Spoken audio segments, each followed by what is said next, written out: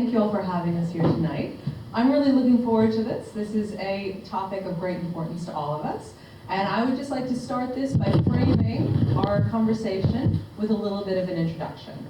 So, I would like to point out that we live in a world where industriousness and achievement are revered, that these are cultural values. As part of the Penn community, I can presume that you are confident and capable, that you're a high achiever. I presume you're probably very busy.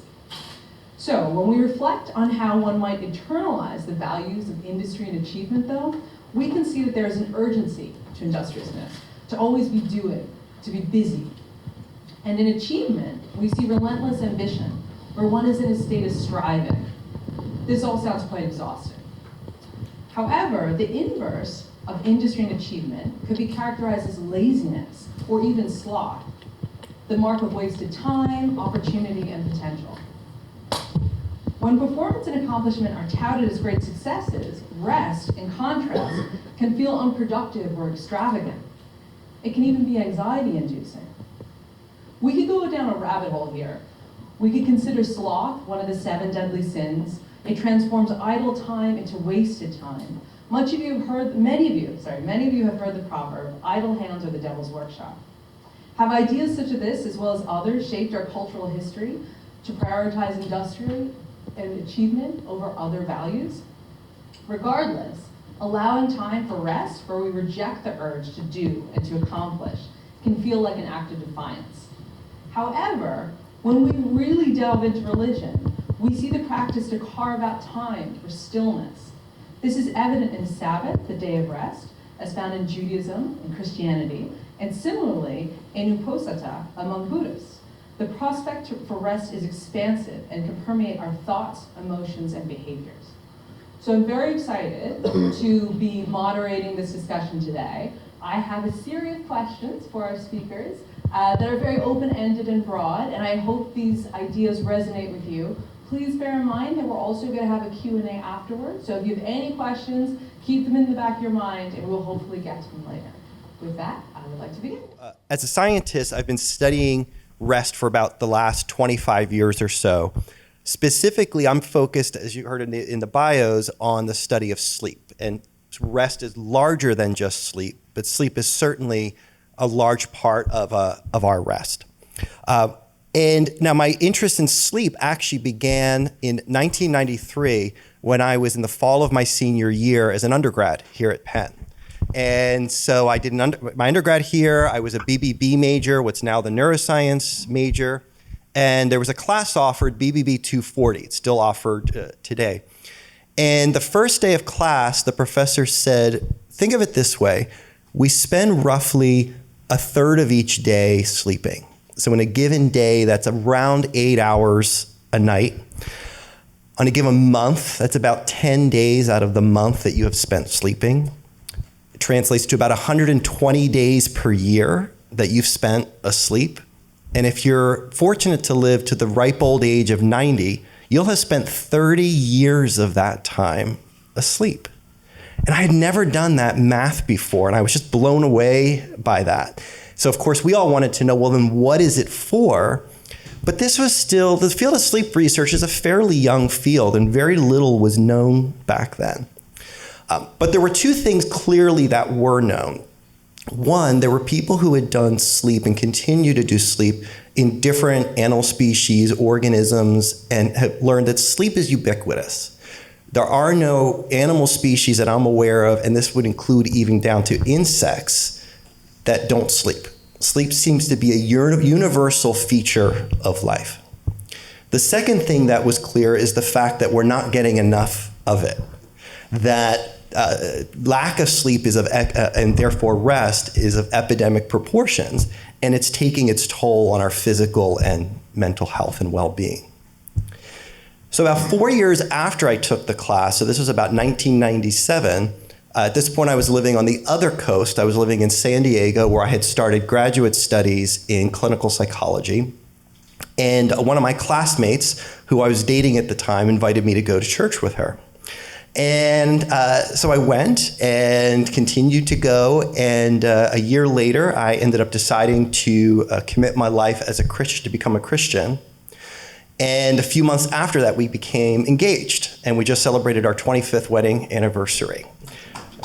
Thank you. Thank you. So I made two of the best decisions of my life within a few month period. Now, initially, as a Christian, I had concern about potential conflict between my scientific worldview and now my new faith-based worldview. But over time, I've really come to understand how much they really kind of are in sync with each other.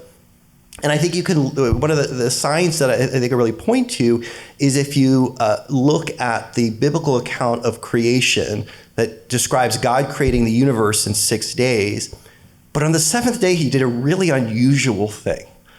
He rested. Now, why would God need to rest? Was he tired? I doubt it. I don't think he was tired from creating the universe. Clearly, he was making a point of the importance of rest. And if you really study kind of the theology of that and of the Sabbath, as was mentioned by Dr. Connolly, it's clearly setting the stage for the fact that we are created for rest. That not only is rest demonstrated scientifically to be ubiquitous, but scripturally as well. It is just part of our existence, but something we often do not prioritize. So my hope is that after tonight, that you have a better sense of the importance of rest, sleep and rest more generally, for your body and your mind, but also for your soul. Wow, wonderful. Thanks. I'm like the patient then. I'm a terrible insomniac. I have been since I was a child. I was put into a sleep study when I was a kid. It was so bad. I was sleeping about an hour a night for a while, and that led to a lot of problems. So a terrible sleeper. When I was in college, we were in college exactly the same time. I worked 2 full-time jobs. So I was a bartender, and then I worked the 11:30 to 7:30 shift at a lockdown mental health institution. And took full-time classes. And apparently didn't learn how to use a microphone. And so I hardly ever slept. I remember one time I was on the T in Boston and the subway, and I was going between jobs, and I guess fallen asleep, and I woke up in like the train shed, like where the trains go to sleep, and like no one checked. So I'm like in this thing, and I did the emergency. I couldn't get the doors open, so I did like the emergency window where you like pull and like push it, and I got out and like I scaled this fence, and I was like, man, Boston like sucks at security. Like I could have totally done a lot of stuff there, and I walked across town home to go to class because I was a full-time student, and I never. I mean, I knew it was a problem. But I needed the money and all of these things. But I quickly burnt out. And I graduated college in 2.5 years. I mean, I was taking extra classes because tuition's expensive, and I just couldn't keep up with the payments. And so I just had to take as many classes as I could. And I just figured like sleep was unnecessary. And like, I would like highly recommend if you want to live like a life like this is do a ton of drugs too. They really helped, right? And so, when I left college, I went and I volunteered in Asia. I've been working with Cambodian refugees as an undergrad, and so I decided to do that and go volunteer. I'm not exactly sure why. And I had no interest in religion. I grew up very Catholic, like seriously Catholic. I went to all Catholic schools, all of these things. And I didn't know anything about Buddhism whatsoever. But I met a lot of monks and nuns as a volunteer. And I ended up ordaining as a monk. As shaved head, the whole no shoe thing, and I thought it was so well suited for me because monks sleep so little. We would get up around 4 a.m.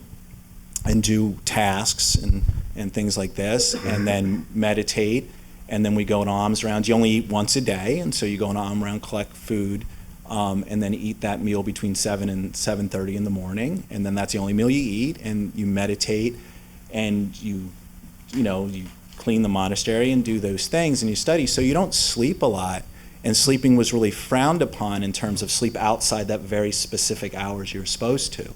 And a lot of monastic life is like this in different religions. But what I discovered was how restful it was the first time I really rested in my memory. And it was so refreshing. And I was like, I'm not sleeping a lot. I'm sleeping more than I used to. But it was that I was, what one of my former students called it, single tasking. That I was doing one thing at a time. When I ate, I ate. When I walked, I walked. When I meditated, I meditated. When I chanted, I chanted. So that, thank you. And so what happens is that, I don't think that helped. So what happened was, it might be because we're close to each other, right? That might be it. I used to be in a band. So, so what happened was that by doing this, you build up a great deal of awareness. And what I find with my students is they see sleep as some sort of commodity. That it's like the number of hours. And you're often asking, I think it's like we make exhaustion a mode of expression oftentimes, right? Is that professors do this all the time. Well, we're crazy and we have lots to do. And like we just express exasperation and exhaustion all the time. And if we don't, then we're somehow not being good professors, because if you're not busy, then you must not be important. And students, I think, have that too, is that if you're not busy, you're not important, right? You're wasting time. And so people are very interested, how many hours do you sleep? And then we see that as commodity, and then we treat it as a commodity also, that I'm going to accumulate sleep. I'm going to build it up, and then, because I know I won't sleep for the next 2 or 3 nights because I'll be busy. And then I will, I'll sleep on the weekend. So I won't sleep this week because I have a lot to do, and then I'll sleep on the weekend. All of these things, and so it's like this kind of a product that we have. And Buddhists do not see sleep that way. They don't see it as a commodity. They don't see it as a product. They don't see it as something you build a storehouse of. They don't talk about sleep actually very much at all. What they do is they talk about a term called sati. And sati means awareness. And so your job is, through meditation, through practice, to become highly aware of your own thoughts and the needs and thoughts and cares of others. Every religion teaches this, right? Compassion for others. This is not certainly just a Buddhist thing. But this idea that your job, primary job, is to care for others. And the best way to do that, to attend to them, is to have a great deal of attention, right? How can you have attention to the needs of others? It's rest, is that you need to be awake and aware and focused. And if you can do that, then you're going to serve others better, right? I was a bartender for many years. And so a bartender has to have attention to people, to their needs. And they have to be prepared. That's why you shouldn't drink if you're a bartender, like while you're on the job. You should be well prepared for your shift. You should have everything prepared. All of those things of awareness are really important so you can attend to them. And Buddhists would use, you can translate it in this way, is that's what responsibility for others is. It's the ability to respond to their needs.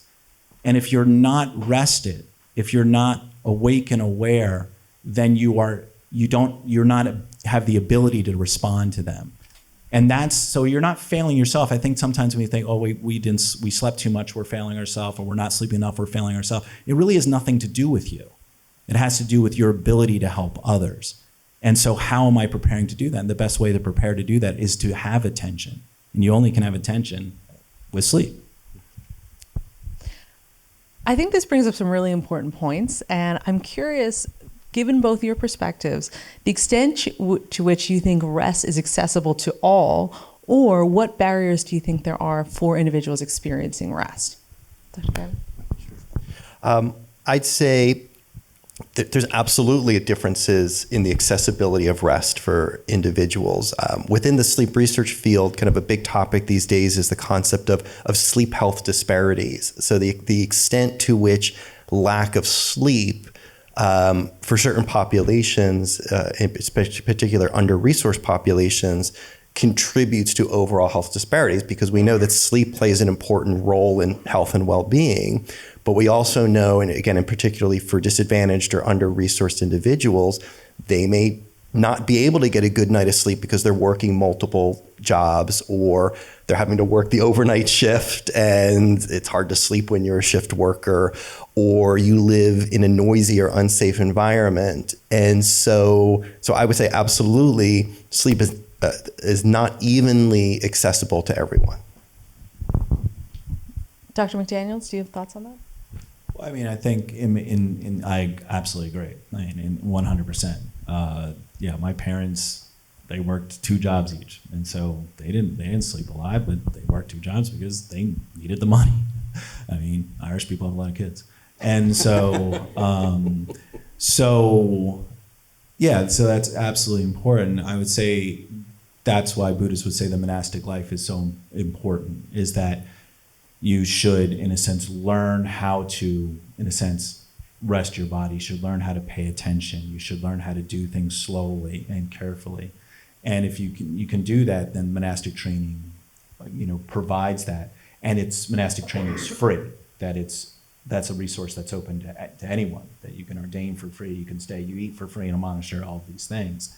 And so that's a really good place if you need, either in the middle of your life, you need a retreat break, or in the beginning of your life, you want to get training for it. Okay, I think that's really interesting, because if we consider that rest isn't necessarily accessible to all, we could think of the different structures in place in our society that potentially support rest. So that being said, do you think rest is productive or accessible as an individual, or do you think that this could be better supported as a collective experience? I definitely think, from the Buddhist perspective, there is no individual. So, really from any perspective, from the psychological perspective, there's no such thing as an individual, right? We don't have an internal life, because everything's coming from the external. We have a private life, certainly, but we don't have an internal life, meaning that your body's coming from somewhere else, genetically from somewhere else. You didn't shape your own bones or choose your hair color or your height. This is coming from other things. Your senses are taking in data from all of these other things. You don't speak a language, you invented. So the language that you're speaking is something that was passed down. So what of you is you, really? Your thoughts, really? Does anybody here has ever had original thought? You might have an original, I haven't. I really don't think, anybody else, here has. You've had a unique combination of thoughts, right? You've learned from, and so you've combined it in a unique way, certainly, right? And you express it in a unique way, but you're expressing it through a language that is not your own, in a body that is not your own, right? That we are shedding skin cells all the time and breathing each other's skin cells. We're sharing the same space. What of you is you? And so this idea that collective or individual, I would say the individual is an illusion, is that we are all collective beings, even when we're alone. And so that we can't just simply solve our own problems. We have to learn from experts, in sleep studies and things like that. We have to learn from wisdom through literature and art and everything else to understand the importance of what this means to us. And so I think it's always collective. And I think certainly the atmosphere you put yourself in, like Dr. Gehrman was saying, like the atmosphere you put you in is really conducive to sleep and to rest, right? Is that you need others to do it. You can't simply will yourself to do this. You have to be in the conditions that make that possible. And this idea, I think, like the power, like the willpower thing I find with a lot of my students, like this idea that I can fight through anything. It's like, no, not really. Like, it takes about 1,800 human beings to support a Penn student's life. IT, landscaping, food preparation, laundry, police, all of these things. Like you're not doing this alone. You didn't do it alone growing up. So why would you pretend like you can do it alone at any time in any situation? Right? You're always dependent on others, and others in turn are always dependent on you. I would concur about the collective nature of rest in the sense that it's interesting that in getting back to the kind of the principle of the Sabbath, the idea of setting aside a day of the week to go to synagogue, to go to church, like the very things we're called to do on a day of rest is to gather with other people. And I don't think that's, again, a mistake. That I do think there are individual components of rest, that there are things that we can do, take time on our own to refresh and recharge. I mean, sometimes being around other people can be exhausting, especially depending on who those people are. But I don't believe that true rest can be accomplished purely on our own. And that it's really through those connections with other people. And I think we saw this in the pandemic, especially in the early days of the pandemic, when we were all stuck in our homes and we didn't have anywhere to go. There wasn't as much going on. You would have thought that people would have come out of the pandemic like the most rested they've ever been in their lives. And I think for most people, it was exactly the opposite. The isolation from other people was draining on their energy as opposed to serving rest. So I think there's a large extent to we rest through those quality relationships we have with other people through community. Okay, as a follow-up question to that, do you think that in our society it would be valuable to have more structures in place that impose rest? Like, for example, some communities where like all the shops are closed on Sunday, there's nothing you could do. Like to take this very far, in Belfast, in Northern Ireland, in the 70s, they used to chain up the swing sets so the children couldn't play on the swings. So when you think about this, do you think that it is valuable to have structural barriers in a society that impose rest on an individual? Because if we're thinking of this as a collective experience, then that would support a group. It would normalize rest as opposed to being an individualized focus. Can I just jump in? What? I mean, like, seriously, like, my mom depended on those swing sets. Like, if it was a day of rest and you couldn't go in the shop, she wanted the kids to the house. Like, go to the swing set in Belfast. Jesus. Sorry, I'm Irish, but so I'm allowed to make fun of Belfast. But yeah, I mean, come on, that's like that's rest for the mom, I think. Sorry. Yeah, you can't legislate rest. I mean, I think you can. It's good when a society sets up certain norms and values rest. But I'll use as an example, a number of years ago, one of my colleagues became interested in the role of technology in our sleep, and is technology interfering with our sleep. And he thought, well, let's try to study the old order Amish who live in Lancaster, because they don't have the same technology, so they must be getting lots of rest, lots of sleep.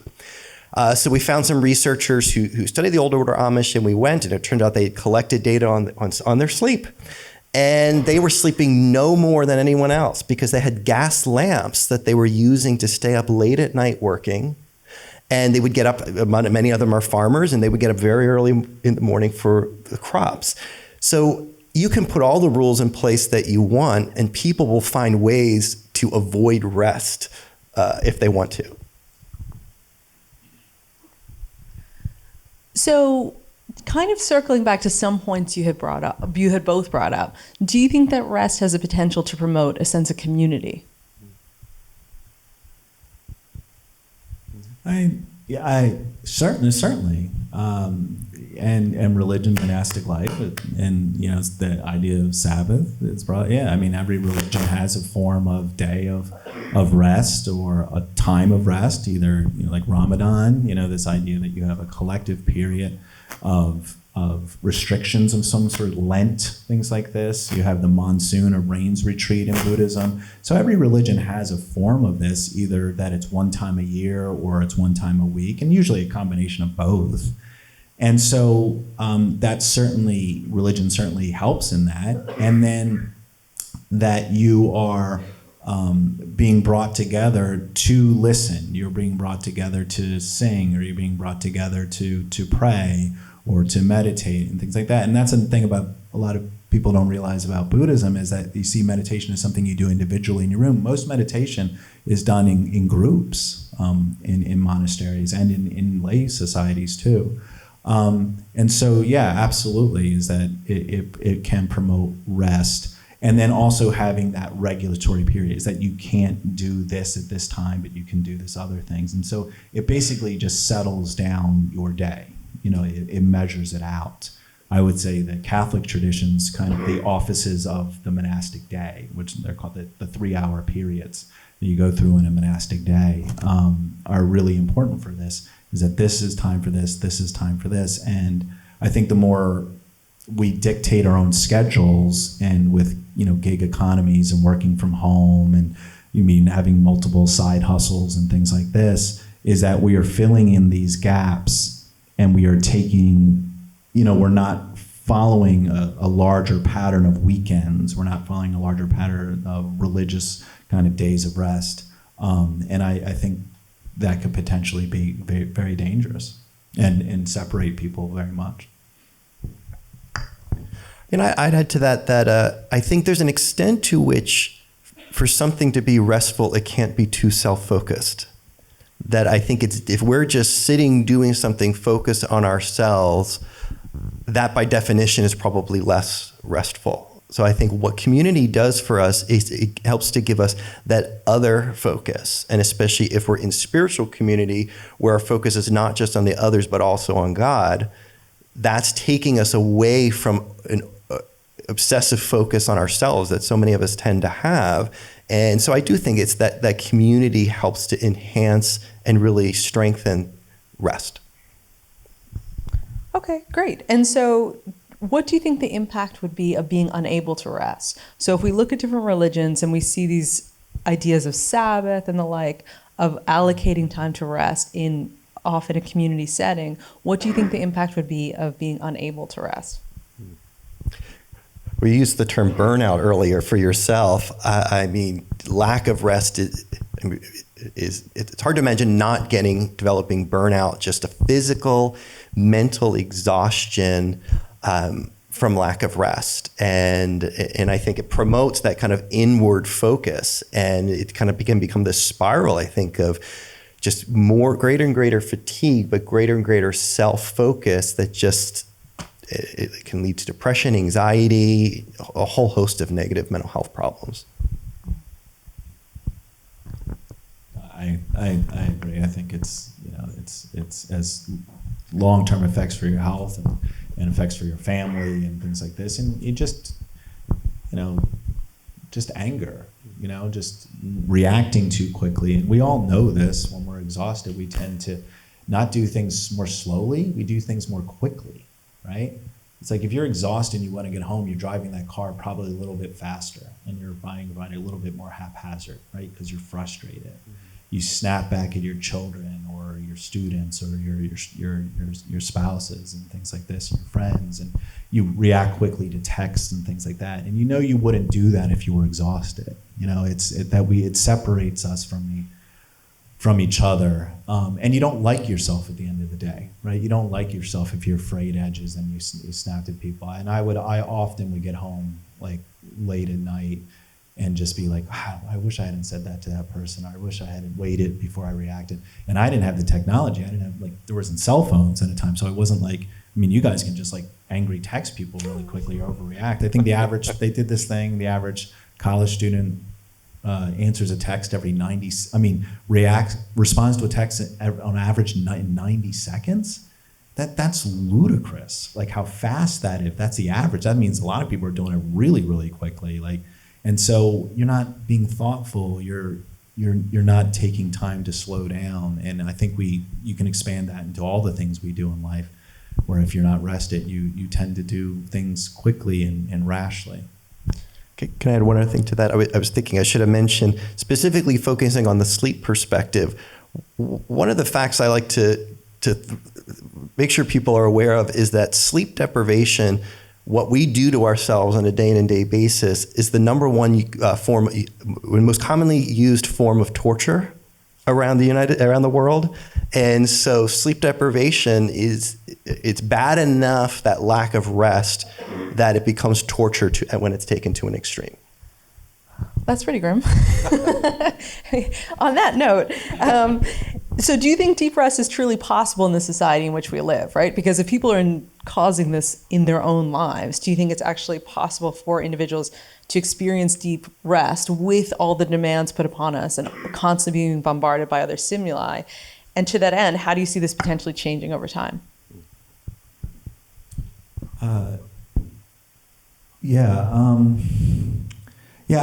This is going to sound strange in a form like this. It's like, we shouldn't be doing this. Like, no, I mean, no offense, like, but that I find that Penn students and, I mean, they're not as bad as Stanford students, but it's pretty much the same thing, right? Like, this idea that you have to maximize everything and you have to make everything efficient and you plan out your day and all of these things. And then if there's a problem, you add something. So, well, I have a problem, so I better add a soul cycle. You know what I mean? I'm having a problem, so I better add a meditation class, or I better add counseling or things. All these things are good, so it's good, I guess, right? Like, these are all fine things to do, but like, what about just subtracting?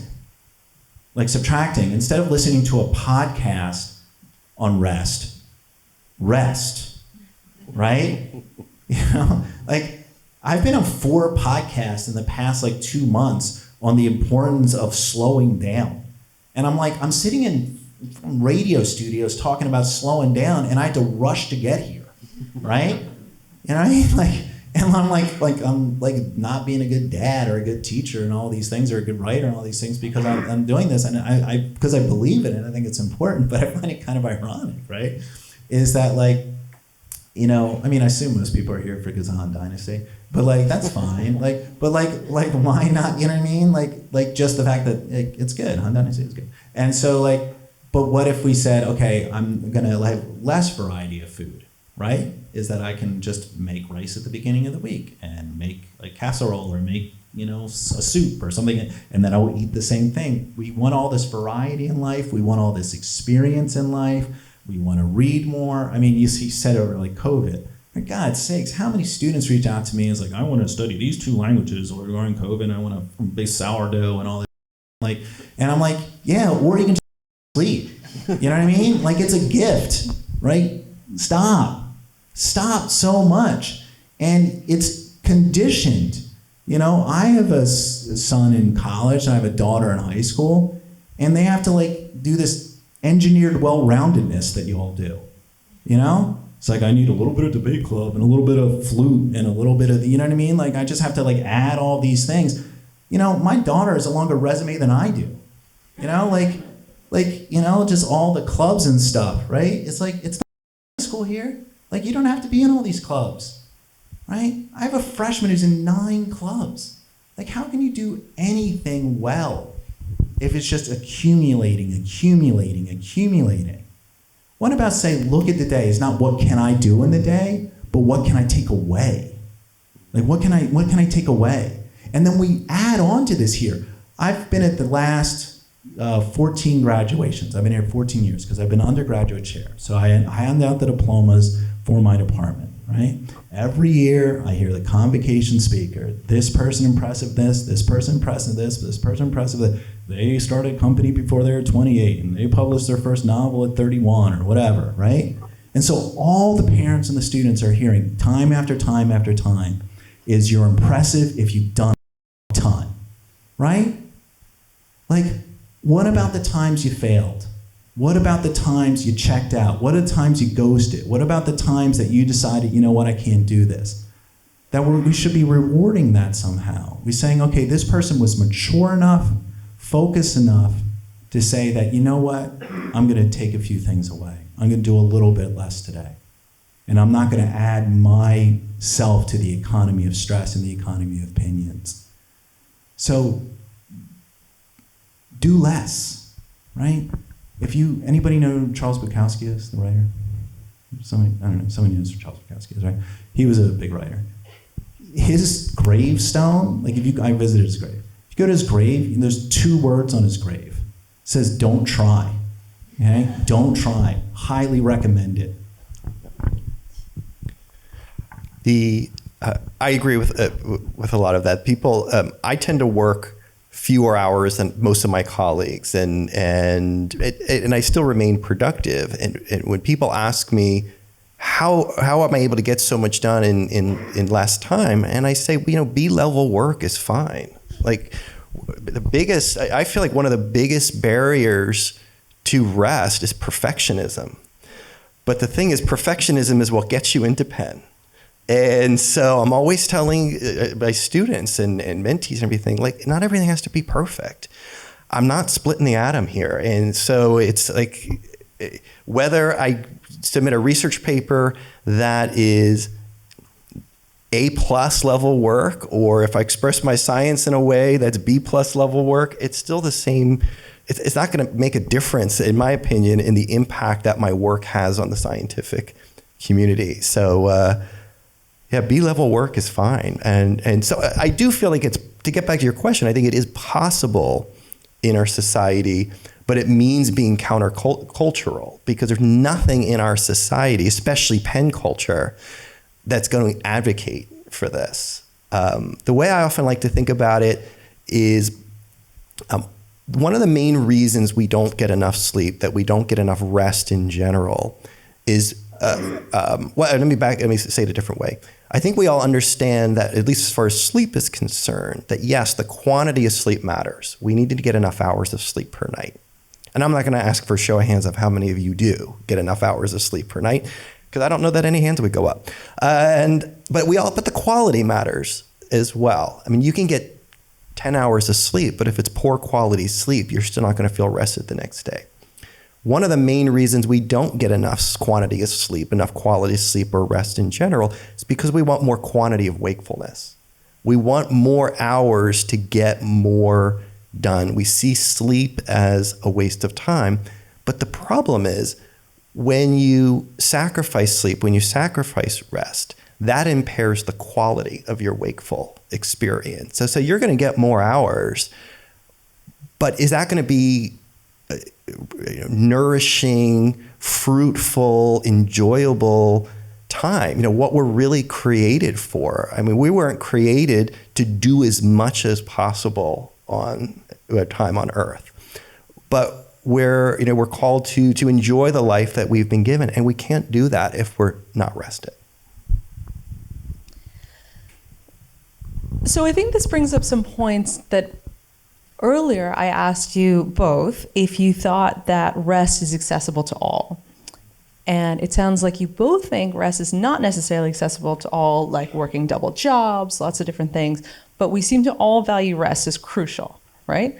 But simultaneously, we're talking to a group of students in an environment that's intensely competitive, and this engineered well-roundedness motivates students to be good at everything all the time. And I think that sitting up here, though, where, you're both very accomplished and, tenured in all of these kind of positions of authority, do you think that creates a situation where rest is just accessible? It's just a privilege for those who no longer have to prove themselves, and that this level of busyness, which society keeps perpetuating and we all impose on ourselves, is because we have to strive to get the recognition that finally gives us the opportunity to rest? I'd say yes and no. Before I was faculty here, I was at another school for 4 years where the expectations were much lower. I didn't have to work long hours, and it was easy to find time to rest. When I had an offer to come to Penn, the person who I was going to be working for said to me, or I said to him, before I agree to come, in this case, come back to Penn for me, I want you to know what my work hours are like. And I say, I work 8:30 to 5, I go home, and then that's my family time, and I don't work nights and I don't work weekends. And he said, that's not the way it works at Penn. I said, then I don't want to come. He said, well, if you can be successful in that, then that's really what matters. if we're getting the work done. He said, that's not the way it's done. So when I decided to come to Penn, it was with the kind of understanding with myself. He had enough salary, enough funding to cover me for 3 years, and then I needed to have my own grants and my own funding. And I was prepared to be here for 3 years and have to get another job. Now, it didn't work out that way, and I've always said, I feel like one of the biggest signs of kind of God working in my life is how fruitful He's allowed me to be with limited hours. But it was a matter of establishing that as a value that I was not willing to sacrifice. And the success did come despite that, and it easily could have gone the other way. But I think it's a matter of deciding what your values are when it comes to rest and making that a priority. Success may still come, and it may not, but what's more, where are your values? It's a good question. I would say that I've never had a problem. I don't think I work that hard. And I don't think I've really ever worked that hard. I've worked a lot of hours, but I haven't worked that hard. And I don't know, I translate Sanskrit. It's a pretty good gig. I like Sanskrit. I like Thai. I like books. I like reading them and translating. It doesn't seem like work to me. I really enjoy what I do. I love being with my students. I love designing classes. It doesn't ever seem like work. What's exhausting is all the stuff that's easy to cut out, right? What's exhausting is I want to live in a prestigious area or in a prestigious block or something like that, so I'm going to spend the extra money to do that, but that might be that I have to have a longer commute, right? Or it means I'm going to have to make extra money to pay for this. Or I want to be in this school district, or I want to be in this club or something like that. I want to, that is all the things that we want extra that I think take so much of our time and our attention. Is that if you just cut out needing to know about Travis Kelce, right? Super hot. I get it. He's a dreamboat. I would fall in love with him too. You know what I mean? But unnecessary largely. His life will go on without you and without your opinion, right? Or different politicians. If you don't have to pay attention to everything. Pick one or two things that you're going to pay attention to. I'm going to be good at literature, say, or I'm going to be good at politics, or I'm going to be good at environmental science. And say, this is what I'm going to choose to give my attention to. Because I can't give my attention to everything. I can't. Is that I'm going to have to learn how to say no to things. And I'm going to have to learn, again, to depend on the collective. I'm not going to be the expert in this issue in the world. I'm not going to be the expert on this type of film. I'm not going to be the expert on this type of art. But that's why I'm at a university, or that's why I have friends and family, because they get to be the experts. My father, speaking of what you said, you give life a B, love it. My father sucked at everything, okay? The only thing he didn't suck at was being huge. He was 6'5", and he was 240, right? And he was a brick, right? He terrible at school, never had a career, was a terrible gambler. Oh my God, when he died, the amount of debt he left me. Just a mediocre human being in every way. I loved everything about my father. I think he was the greatest father on earth. And I always said to him, he gave me the greatest gift any father could give a son, and that is a gift of no expectations. He did not care, right? He just I'm not bailing you out. You will bail yourself. But besides that, I don't care what you do, right?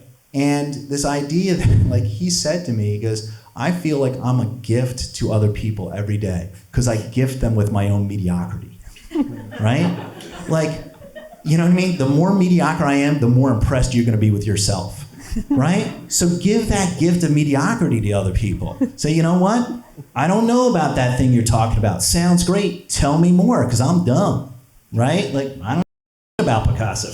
Go ahead, right? That's okay. Work is easy. Work is easy. All that other stuff that we fill our mind with, if we just started to curate that a little bit and say, listen, I'm tapping out of this one. I'm just tapping out of having an opinion on this. I don't have to be good at everything, right? And I love that. Like, set me like hours, like set the expectations. And guess what? People generally accept you. If they're going to be friends with you, they're going to accept that, okay, like you just gave them a gift of your own, inadequacy.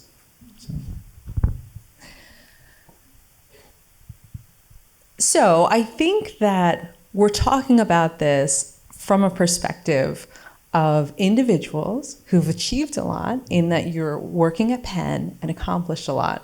And we're promoting this idea of values, that you need to prioritize certain things and strip away the things that are excessive and unnecessary. And that's where you can find rest. Would you agree with that? Does that sound fair? Okay. Fair. Because you should be good at things, right? Like, be good at the thing you're good at. That doesn't take more than 8 hours a day, really. Right? Hopefully not. Yeah, takes a lot less, actually. Be really good at that thing, but you don't have to be good at everything. So it doesn't mean that you're not successful. It means that you choose what to be successful at. Yeah, so in my own advising of students, I talk to students about how getting into Penn, intensely competitive, you have to know languages, play the French horn, be a good debater, all the things. And once you're here, you still are often feeling like you're on this treadmill that you must be good at everything all the time, as I said earlier. And we could think of this as maybe like this developmental stage. But I'm curious, not to throw this back at you, but I'm curious what you think when you have students who don't put much effort in. Because I think as an educator, it's absolutely fair for students to be like, I put in my mediocre effort and I get the C.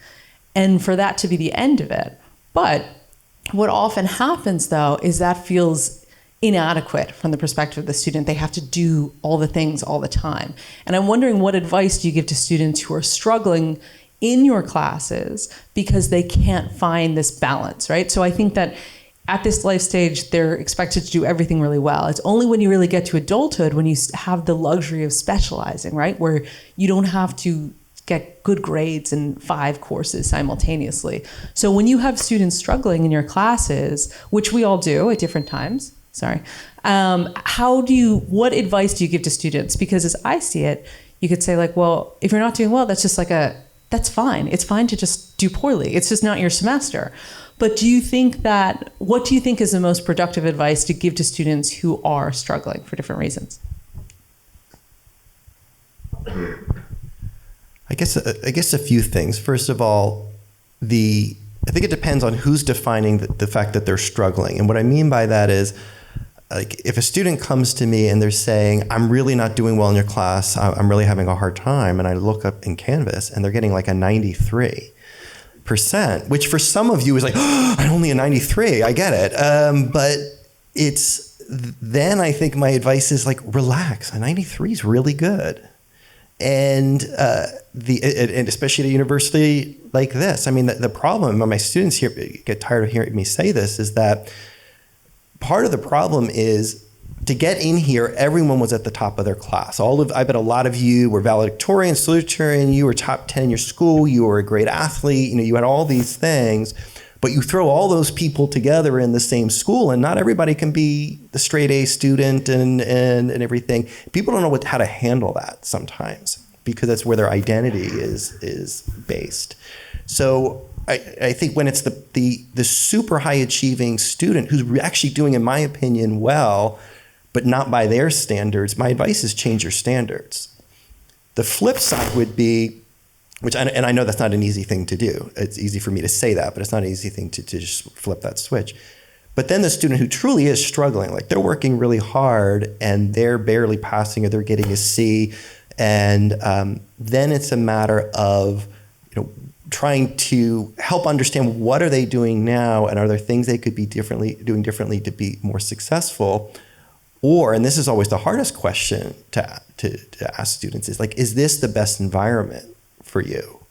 I mean, sometimes, so my daughter's a sophomore in college right now, and the message we gave her over and over and over again in her college search was, it doesn't matter what the rank of a school is. You have to find the place where you can thrive. And not everyone who's here is this the place where they can most thrive. I agree. I agree with all of that. I find when students struggling is that they're liars. Okay? School is easy. Okay? It is. Do you know what my SAT score was? 770 combined out of 1600. Okay? So you know yourself. Okay? School's easy. Okay? I'm dyslexic. Okay? Pretty badly dyslexic. Okay? I like to drink a lot. Okay? School's easy. School's easy. Life's hard. Life's hard. This is a big playpen. Okay? The problem is if you just actually did the school, and I do this with students all the time, really show me your 24 hours in 15-minute increments. Sit down on a piece of paper and show it to me. I studied for 3 hours. No, you did. You're lying. You did not study for 3 hours. You studied for about 22 minutes. YouTube, texting, getting up, talking to a friend, having a meal, but you were involved in studying for 3 hours, right? Scattered. This thing, right? The rectangle, right? I've got a lot of rectangles in my pocket, right? Some pays for things. I got a larger rectangle at home that I do things on, right? It's the rectangles, right? I'm super pro circles, so that's another thing. But, so, it's really, are you studying all the time? Like, are you really focusing on all the time? Or are you going to your friend's 21st birthday party? Or are you going to this? Or are you showing up for this friend's thing? Or are you showing up for that thing? You gotta have fun. I get it. I get it. But how much is actually spent working on school? Really? And that's sleep. Because you start to get distracted if your brain's not rested. It is so easy just to say, how many of you have had a meal alone without looking at something on your phone? You sit alone and just eat and chew.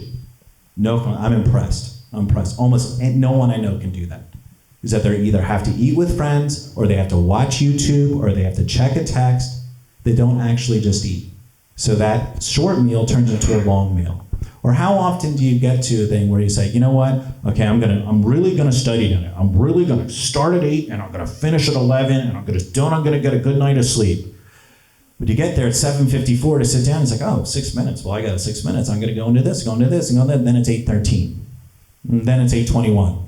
Then it's like, oh wait, no, I'm really gonna get started at 9. Right? And it's the little things that eat away at your time. All those little distractions. And I say, if you take them away, and that's why I teach this course where students have to take a vow of silence for a month.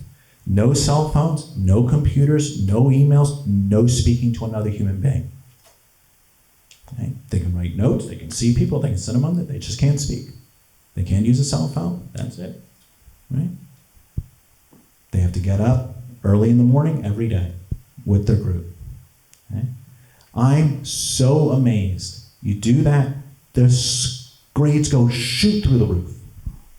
Shoot through the roof. They have so much time on their hands that they don't know what to do with it. I had a student, Wharton kid, okay, God love him, and you know, like one of these, you know, he worked out a lot, right? You know, one of those guys, right? And this kid, okay, love this kid, and it's just pure, just love this pure entitlement, okay? And just tell me about his philosophy of life, and this is the way I am in the world. Oh, come on, please, go ahead, Max, and I want to hear all of your philosophies, right? And so he would come to me, and he took this class, because I can do it, I'm going to fight through it. He was crawling out of his skin in 2 or 3 days, right? Just couldn't, what to do if I'm not checking my phone, what to do. And he did not know what to do with himself. He's like, I'm sleeping all the time. And I go, how's school going? He's like, school's fine. I go, you were really stressed out last month. He goes, yeah, well, I'll get that done. That's easy, right? He wanted to know how to fill the rest of his time. I said, well, you can sleep and all these things. So he started working out more. I'm like, no, Max, stop. Okay, you're big enough. We're all very impressed, right? Stop. You can't do that anymore. You really just sit in silence. This kid started sitting in silence, and he said, you know what? I started in this because I loved math. When I was a kid, I just loved math. I found so much comfort in it. And so in this silence, no distractions, all these things, couldn't talk to friends, couldn't check email, all these things, he just started doing math for fun. Just started doing math for fun. Took all the things out. This kid went from a mediocre economics or finance student at Wharton, mediocre in every way, right? To going to Yale for a PhD in mathematics the next year. Right from undergrad. He wasn't a math major undergrad. Because he just rested and he just focused. And it was just this wonderful thing to see. This is in the course of a month. Imagine if he'd done that for 3 months. Or imagine he just did that every other weekend or one day a week. Just to say, today I'm offline. Today I'm off socializing, a Sabbath. And you'll discover not that you are stressed out or you're struggling. You're saying, okay, well, I can't distract myself because most of life is distraction. I can't distract myself. What really matters to me in the silence? And that's, I think, getting back to religion. That's what I think religion has to offer. I don't think you have to be religious or faithful or anything. It doesn't matter what religion. But it offers us this chance of being quiet. Being quiet. It's not necessarily sleeping, not necessarily just being quiet and feeling how the mind works and listening to yourself. And it's amazing what happens when students do that. It's absolutely amazing. So really, when you're struggling and you're asking yourself if you're struggling and you're stressed out, just write all the things you do in a day and be very honest. Be very honest about every minute. And then look at it and say, how much of this was necessary? And I imagine very little of it was. All right. This has been incredibly illuminating. Before we entirely move on to our Q&As with the students, I would like to ask you each if you could briefly summarize, obviously we've covered a lot of bases, a lot of things. If you could distill what you think is the most productive way for an individual to rest in like less than 30 seconds. I think understand the way you're created, and you're created for less, not more. It's important to understand that and to quality over quantity. I'll leave it with that. I concur. Exactly. No, seriously, that's really, really, yeah. Just do less. Okay, great. Thank you so much.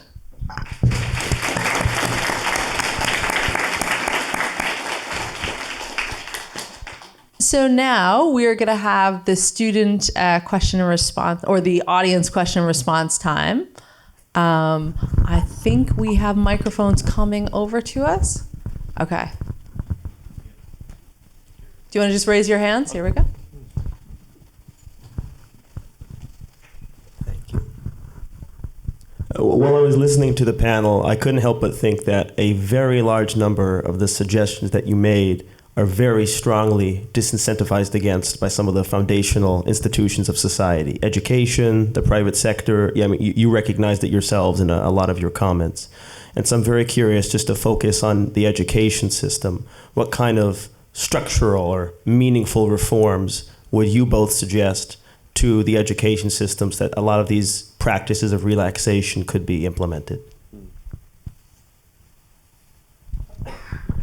I'd love to see college admissions focus on not the quantity of things that people have done, but the quality. Personally, I'd rather a student who's really passionate about one thing, whatever that one thing is, and they really enjoy it, than someone who's done 50 things in order to get in. So I think even at the admissions level, you could have different priorities to in terms of what you're really looking for. I agree. But I think we put a lot of burden on the institutions to change these things, and there's certain things you certainly can do. We certainly could have more counselors. This is a pretty lucky place to be, that you're having a lot of very affordable, or at least you're covered insurance for mental health care, and should take advantage of it if you can. But I think in a sense allowing a little bit more accessibility for students to express that frustration, but also in a sense, again, expecting less of the things outside of school. I think we can argue about general ed requirements, we can argue about majors in different places, and grades even. I'm not a big proponent of the grading system. There's a lot of smarter people than me that have been working on this for years, and I'm gonna leave it up to them. But what I would say, so the institution, yeah, we can always tweak it here, tweak it there. I think the admissions I completely agree with that. But I think the burden sometimes is on students is again saying that, how do you express yourself to your peers? Is your goal in every conversation to impress them? Or is your goal in every conversation is to learn something from them? Not learn something about them, but learn something from them, okay? Or is your goal is to wait for your turn to talk so you can be very impressive? And really be honest with that and saying, how am I contributing to this culture of competition? Through intimidation, subtle humble bragging, all of the little things. Aware of your speech, aware of your body movements, aware of the things that you're wearing, or all of these things. So what am I doing to contribute to this stressful environment? And I think we can put a lot of burden on institutions, develop systems, but I think we have to also turn it on ourselves. And how are professors doing this? How are we promoting this idea of competition? How are we promoting this idea of accumulation? Right? And it's very difficult. I struggle with it all the time because I want to have standards and expectations for my students, but at the same time, I don't want to fall into that culture as well.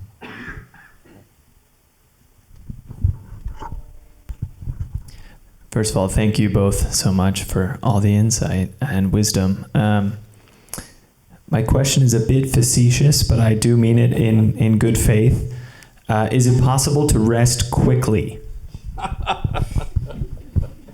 I should have seen that one It's coming. called heroin.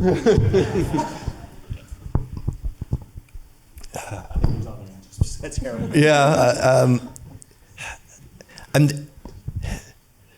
So yes and no. I think research in psychology has shown that I'm trying to remember exactly what it was because it's older research, like taking like 2 minutes at a time to just stop and do deep breathing multiple times a day lowers high blood pressure. And so, and I don't remember the exact numbers and everything, but building small moments into your day of rest can go a very long way. But if you're starting them with the very intention of them being short so that you can get back to the important stuff, that very attitude may probably prevent those things from actually being restful. So it is possible, but if they're done with the goal of speed, that may actually make them less effective.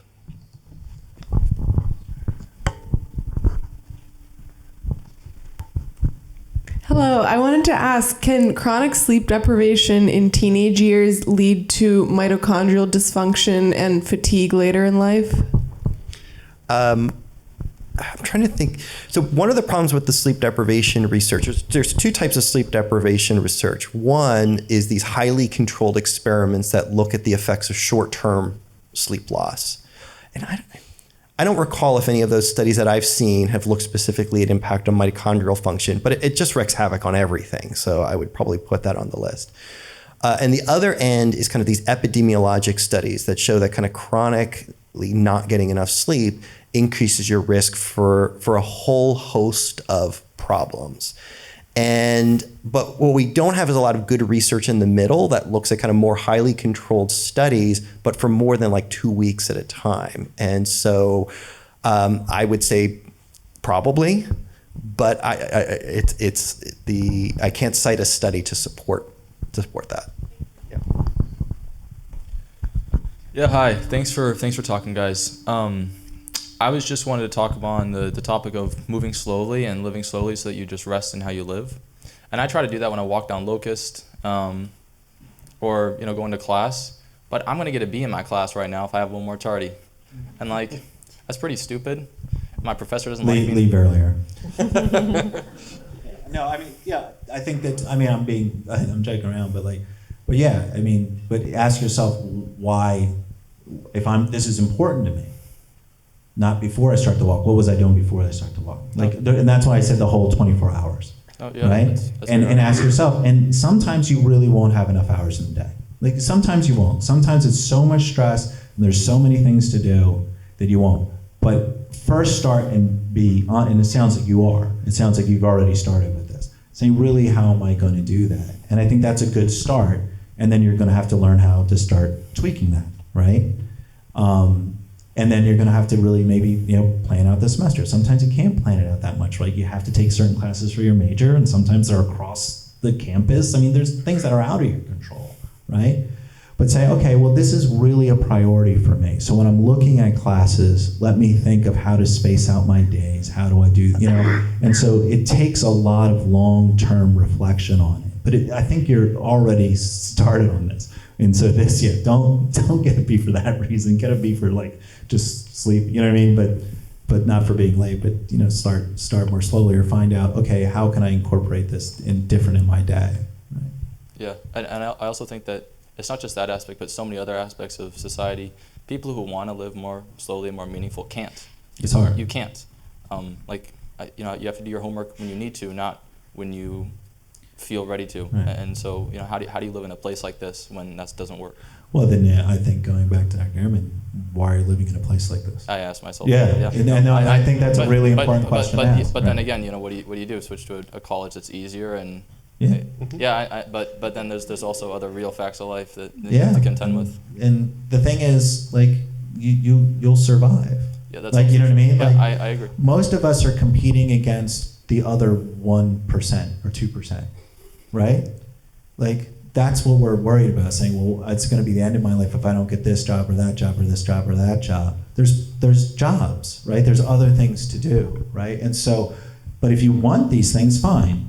But then you have to say, okay, here's what I want. How is the best way of doing that it's healthy for me, and to do that. But it's also what you expect and what you think you should. And ask yourself, is this really what I expect or what is expected of me? Right? I think a lot of us worry not about our health and about our relationships with others and our kindness and all these, just our ability to listen and be with others. We're worried about how impressive we'll be at our 20th reunion, right? We're projecting that out as I want to be the guy that comes back and has done this and this and this and this and this and this. Oh, by the way, also has a perfect family and really healthy kids, and they're both going to Brown, right? And all the, all that other stuff, right? It's well, maybe that's the expectation that's the problem, right? Or maybe this job at this bike or this company, or I don't know what you do and I don't know what you study, but or this med school or this position that you want, whatever it is, right? And so, okay, these are the expectations. Why do I have those expectations? Do I have those expectations because my friend's brother said so, or because my mom did this, right? And that's not mean they're wrong, does it? But I mean, are there your expectations, right? And if they are, then own them. And if not, say, okay, well, this is actually the way I want to live my life. I think oftentimes we think of what do I want to do, right? And I think really it's just what do I want to be like? What do I want to be like? And that doesn't always go hand in hand with what I do, right? And I think it's a really, really hard thing. But I picked the dumbest career ever. You know what I mean? I got a PhD in a language that died 2,600 years ago, right? That wasn't really good for the global economy, right? I made more money as a bartender in the first 7 years of my career. And trust me, there was many times I'm why the hell am I translating when I can be slinging booze, right? Because I have funner slinging booze, right? So, but again, it was actually sleep, because it's hard to maintain when I have 2 little children, that sleep schedule, right? I want to be awake when they're awake, right? And so that was the priority for me.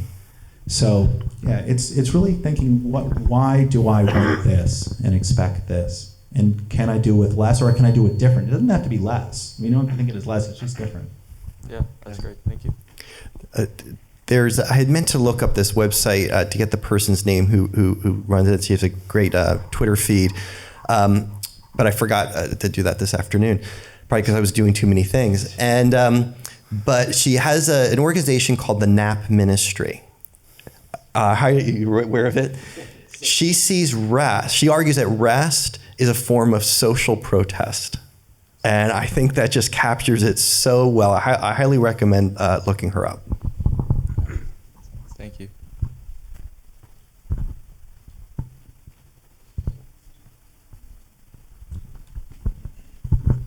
Hi, thank you for all the talk and everything. I had a question. You mentioned like cutting out all like the useless distractions and like being honest about what makes up our 24 hours. If we are able to get to that point and like figure out and cut it all out, what do you think is like the best use of like 24 hours just divided upon like rest and like, you know, your social, your personal, your exercise, like those kinds of things? I think that depends on your values. I can't tell you what's important for you to spend your time doing. It comes down to what your core values are. Totally, okay. I completely agree. It's impossible for another person to, you know, kind of design a machine for better living for somebody else. I mean, there's recommendations we can get from science and recommendations we can get from literature and things like that, certainly. But, you know, I would say, again, review that 24 period or a week period and say, what were the times in the week where I felt most comfortable and felt most, and like comfortably productive, that I felt like really good about myself. Like, if I don't read fiction for about a half hour a day, I know this doesn't sound much, I usually read it for more, but if I don't read alone, just with no distractions, just a piece of fiction, I don't like myself that day. Right? I really like just reading fiction. I'm not learning anything from it, really. A lot of times I'm rereading books I know that I really like. And so, but it just means like no distractions, all of those things. Like my kids and I used to have what is called nothing time. And so for a half hour each day, we could do nothing. We couldn't learn anything. We couldn't read. We couldn't practice music. All these things are good, I guess. Really do nothing. Sit on a chair, not sleep, sit on a chair and just be quiet, right? And it is amazing after a half hour, just saying, how was the half hour? Exploding with thoughts, exploding with ideas, noticing things like, wow, this picture has been on this wall for my entire life and growing up and I never saw it before. Like I never actually looked at it, right? It's just like, just doing nothing for a half hour. Like if I don't do nothing for a half hour a day, it stresses me out. So find that for you. Like find out what is really important for me. I like to walk a lot. And so my goal is that I will walk 10 miles a day, okay? Because I feel better when I walk. I feel so much, not podcasts, not on the phone, not for exercise, nothing. I simply like the sound of my feet on the ground. Okay? I generally walk from my house in West Philadelphia to the Delaware River and back. Okay? And if I skip a day doing that, I find I don't like myself. Right? I'm not comfortable with myself. How do I find the time? I find the time. I find that because that is my value. Right? So what is your value? I have to cut out a lot of things. I haven't seen one Eagles game this year. Okay, so I had to sacrifice the Eagles, okay, because I have other priorities. I love the Eagles, but I have to sacrifice. Cool, and then just quick follow-up to that question with sort of like doing nothing and doing less, like what you guys emphasized. How do you like balance that with like, you know, like grit and like really working hard towards like long-term goals? I'm just kind of curious. I'm in a class right now about it, so. You're in Angela's class. I have strong opinions. I love myself some. Sorry, I love myself some. Yeah. What I'm not saying is that you should never work hard at anything. You just shouldn't work hard at everything.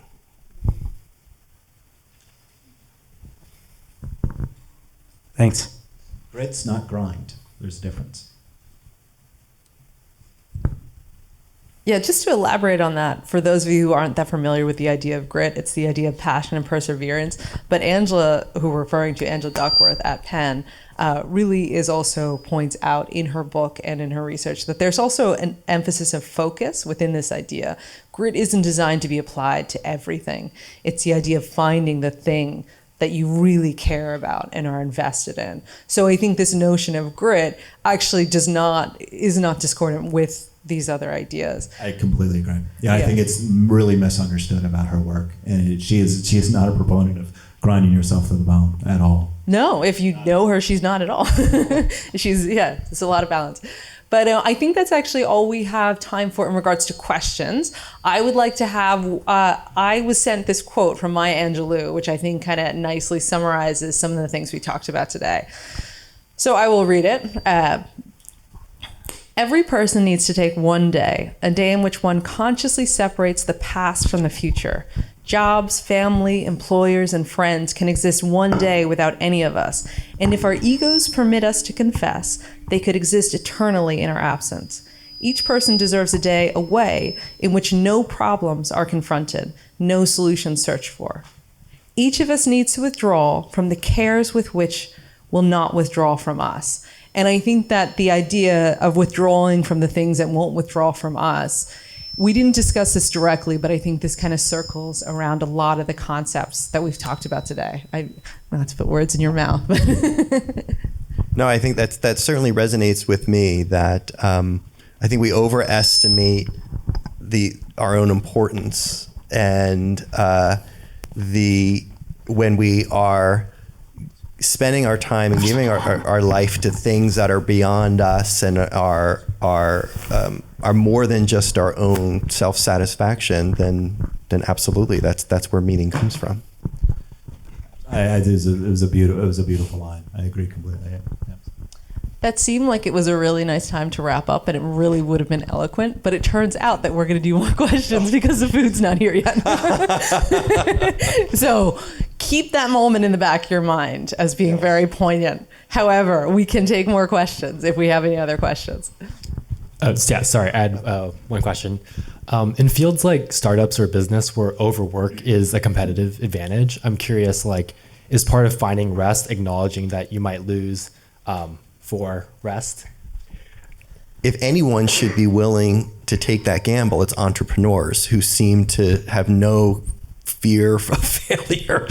Entrepreneurs are a breed of their own, and so absolutely. I mean, my opinion would be that if what we're saying resonates with your values and the type of life that you want to lead, that might mean starting a startup, being willing to fail if it means following your values. Thanks for your talk this evening. So my question is about rest and addiction. And I guess, let's say I was hypothetically the type of person who used my phone more than I would like to. And sometimes if I'm in an elevator, I pull it out and then I'm like, I don't want this, and I put it away, and then pull it out of youthful instinct. Or if I couldn't help but keep up with the Kelseys. And I really don't want to, but it's kind of something that I can't help. Hypothetically. What advice would you have for someone like me? Thanks. Asking for a friend. It's Tyrese Maxey scored 50 points last night, you know what I mean? And so I spent time on YouTube today, watching highlights of that game, you know? I gave it the Eagles, I can give the Sixers, right? And so I'm drawn into that, certainly, you know? I was, reading something that I was preparing for a class today, and I got distracted from that because it referred to another piece that I didn't want to. So I kind of went down the rabbit hole. It happens. That happens. But saying, okay, well, where can I find a little bit of discipline? So I'm going to exclude elevators from now on. So no more cell phones ever in elevators. And I'm going to just try that.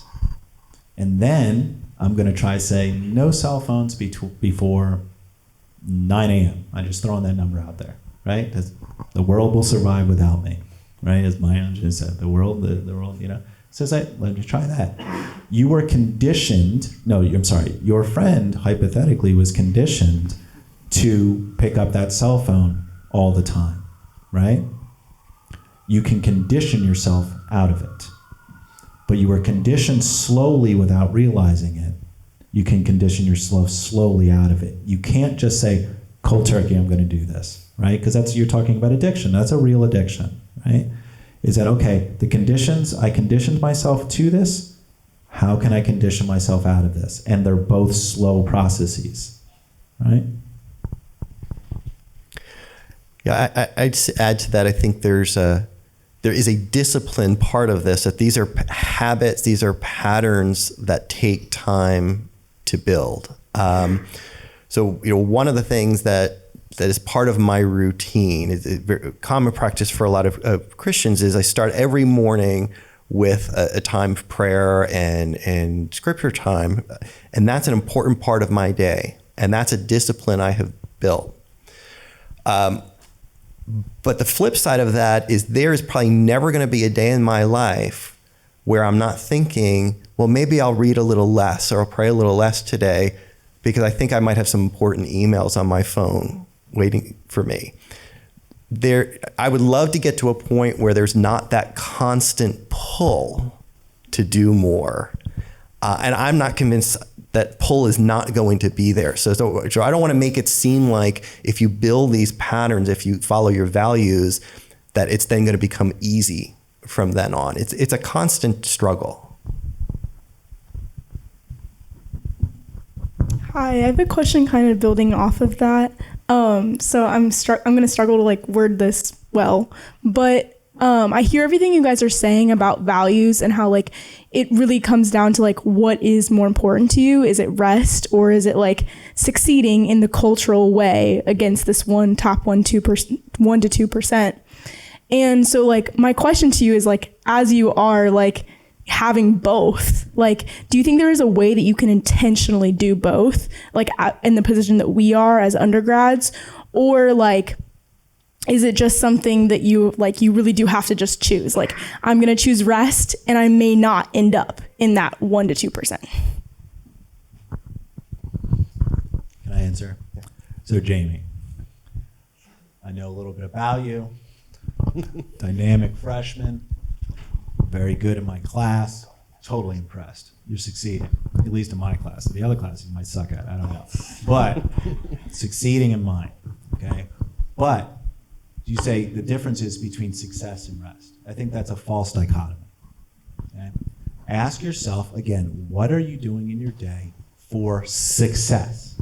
And then what does this vague notion of success actually mean? What does it actually mean? Right? Is it success in that particular class for that particular grade? Or is it for that particular exam coming up?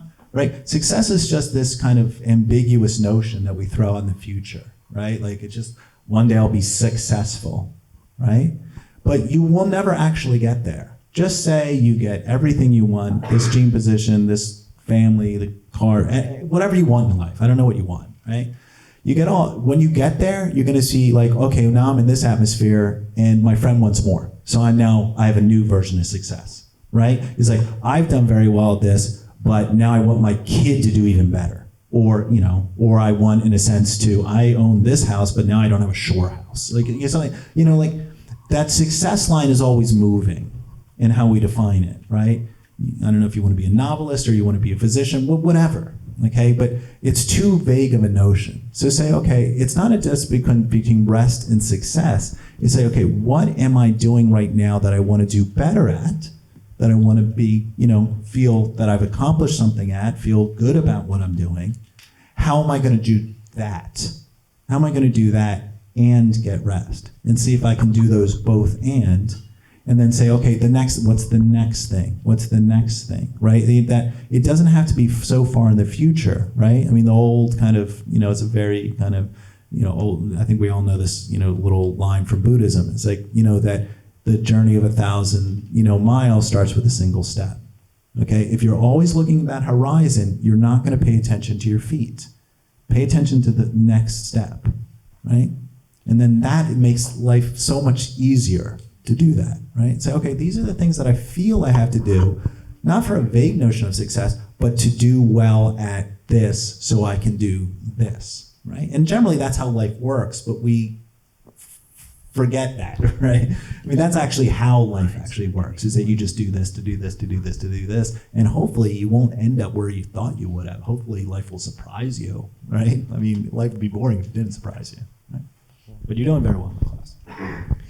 Yeah, one way I think about that from a sleep perspective is people will often say, well, I have to stay up late to study and then, or do whatever it is. But like the more tired you are, you get to that point where like you read that paragraph and what did I just read? And I have to read it again and I have to read it again. And I read it. So not only are you giving up on rest, but you're not actually accomplishing anything either.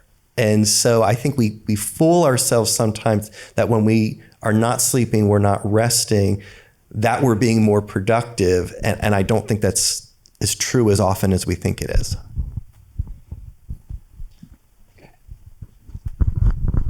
Hey, I'm Yoni. Something I appreciate a lot, I guess would be like, spontaneity or like a light chaos. And like there's a lot of research, especially in old age, showing that can actually have like tangible medical benefits. So I guess in what you seem to be professing is like structure that's kind of needed for rest. And I wonder if those two things are kind of at odds with each other, possibly. I don't think so, because spontaneity requires room in your day. And if your day is so packed full of activities, it makes spontaneity incredibly difficult. But if you're doing less, it actually opens up that room in your life for spontaneity to occur. I completely agree that it's monastic life, and so we're talking from religious perspectives. Monastic life is liberation through discipline, right? So again, you free up that time, you put a structure in your day, then great things can happen within that structure, right? It's like the idea, the Taoist idea is that if you have a bowl, right, it's really the emptiness inside that counts. The bowl only creates emptiness, right? The walls create the emptiness inside. So create the walls or create the bowl that you can have spontaneity within that, right? Because again, we were talking about privilege and all these things. If you don't have the conditions around you, you don't feel you have enough calories, you feel stress from violence or from economic stress and food stress, all of these things, those structures will not allow you to be spontaneous, not allow you to have that freedom. So we have to make sure that people that are close to us and people in society around us have that structures in place so that they can have an imagination, so that they can explore, have that freedom. But those structures do matter, but they don't inhibit freedom at all. They actually enhance it. Hi, so the reason I came today is because I saw, this is more of a targeted question for Professor Justin McDaniel. The reason I came today is because I saw a very interesting course called Existential Despair that I saw was like 8 hours. And I was not disappointed by this talk. Thank you for talking. But I'd love to hear more about your rationale for creating a course like that. Well, to create despair. I mean, the title says it all, that I want you to be as sad as humanly possible. I am Irish, and my God is known as Samuel Beckett. No, but seriously, that this is, in a sense, just what Yoni, I think you said it was. It's so this idea that of creating a structure that you can slow down within, right? So we start at 4 p.m. and we go to midnight. The university just put restrictions on me. Now we have to be 5 to midnight. And there's no syllabus. There's no tests. There's no papers. Okay? It is an intense reading class. I'm going to read about 3,700 pages in that class, which is a good amount of reading. That sounds daunting. You don't know what you're going to read each week. There's no way of planning ahead. There's no way of getting ahead in the class. I come and I hand out books, almost completely fiction, books about despair. We sit in silence for 4 to 5 hours and we read a book cover to cover. We have couches, put your feet up, bring food, have some tea. It's nice. And you just read a book. You can't take notes on it. You can't look anything up. I collect all the cell phones. You won't have a cell phone in 8 hours free of cell phones. It's magic. No computers, no dictionaries. I don't test you on the book. You simply read the book. That's it. And then we talk about the book. right? And that is incredibly, and I've taught this for 8 years now, I think, and it's incredibly liberating. The best conversations I've ever had with students, I teach this class because I was in despair.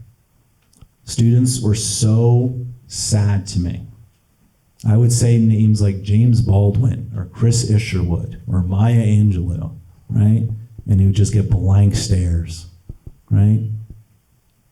These are all incredibly bright young people, and they're just not reading basic things, basic forms of beautiful literature, or looking at basic paintings, listening to pieces of music, not to pass a test, not to analyze, not to figure out, not to talk about the issue, simply to imbibe and spend time with and sit with emotions, sit with sadness, sit with boredom, sit with anger, and allow the characters develop as they should. Not read 5 novels at a time, 2 pages and right before I go to bed, or this 15 pages here, this 15 pages here, so I can prove to everybody that I'm well read.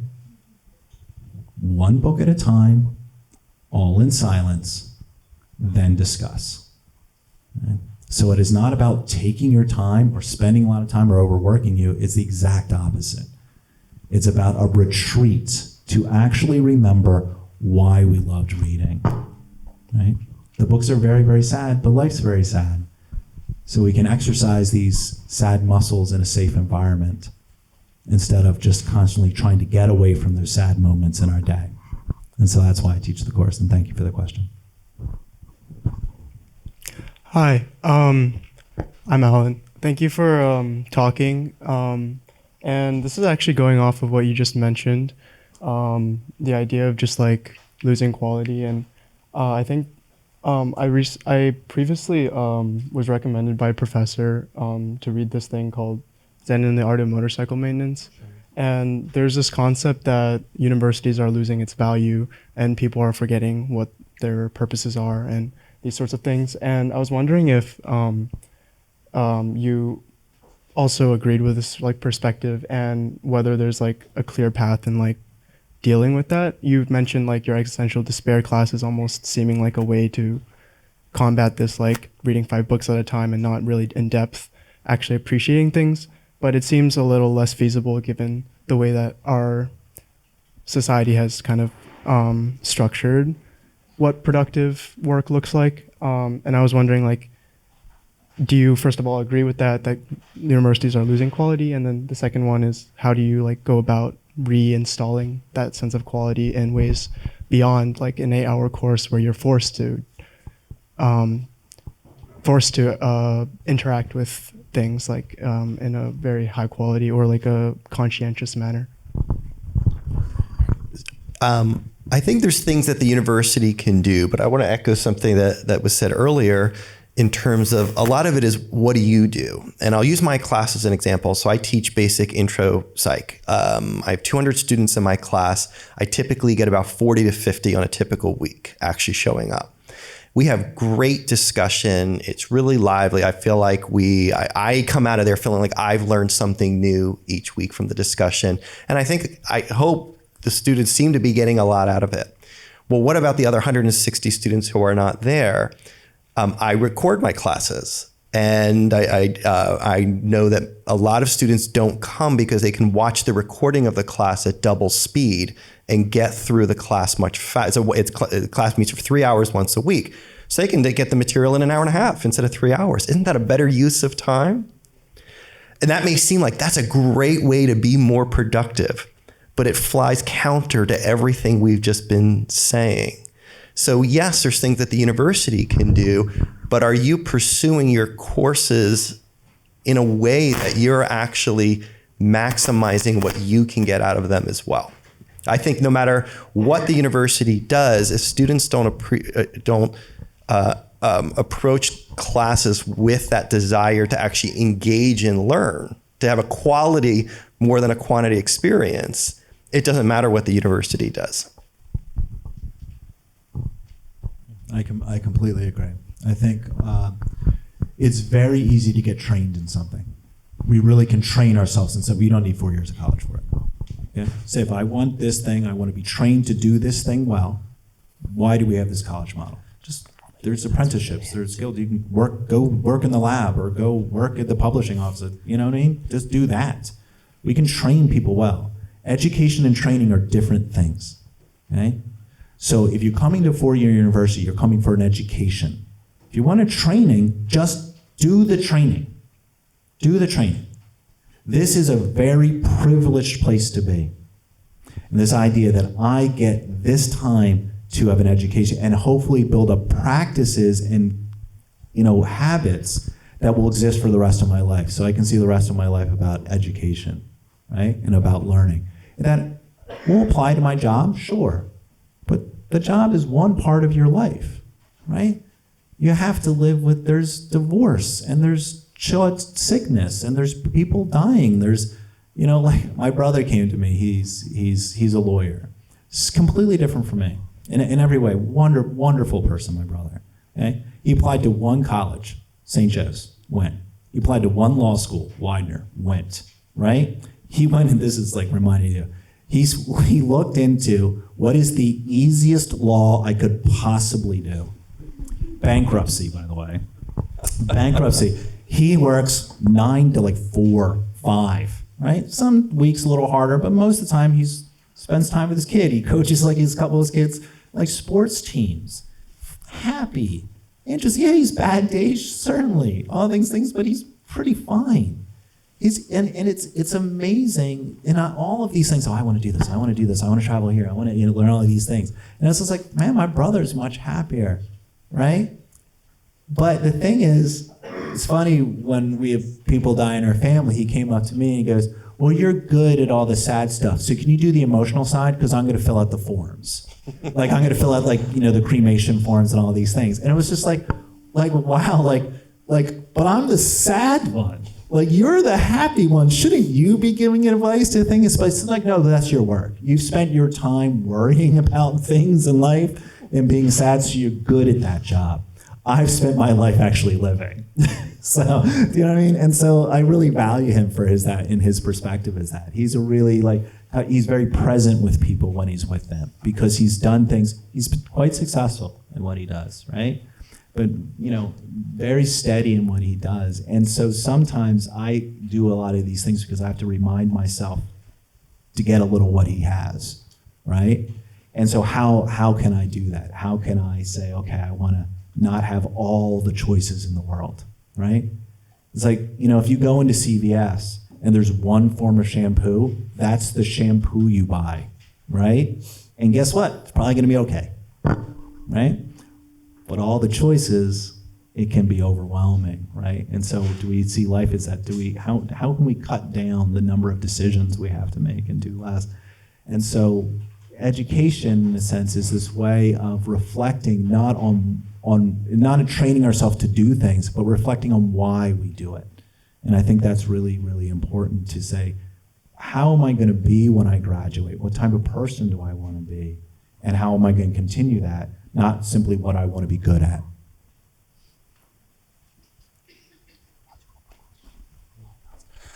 Okay, so a quick announcement. I know you guys are all really hungry right now. We're going to do one more question, and then we're going to wrap up and then start dinner. Sounds good? Thanks for tonight. What's your assessment of rest relative to other values out there? Is it just one value among many others that you could freely choose, or is it a high level value that trickles down to all the rest? Because there'll be seasons like newborn or young kids where you're valuing other things other than rest, or you're about to go to sleep and a friend is in need and they call, and you might value that over the rest in that moment. And so how do you assess that in the whole scheme of all possible values? Thanks. I think there's nothing about having a priority, a strong value of rest.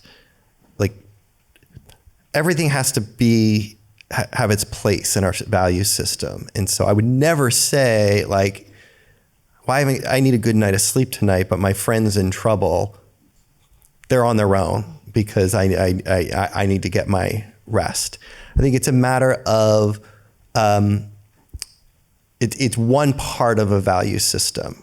I mean, I from my worldview, which kind of I started with in my introduction, from both my Christian and my scientific worldview, I see rest as being a very important thing. I don't see it being the only thing, but that's an area in which, but those two aspects of my worldview agree.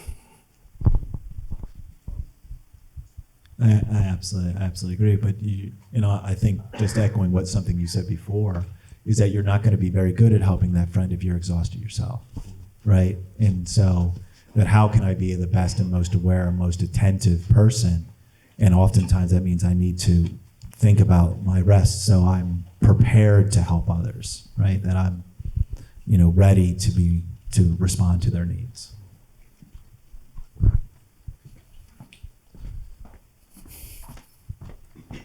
Okay.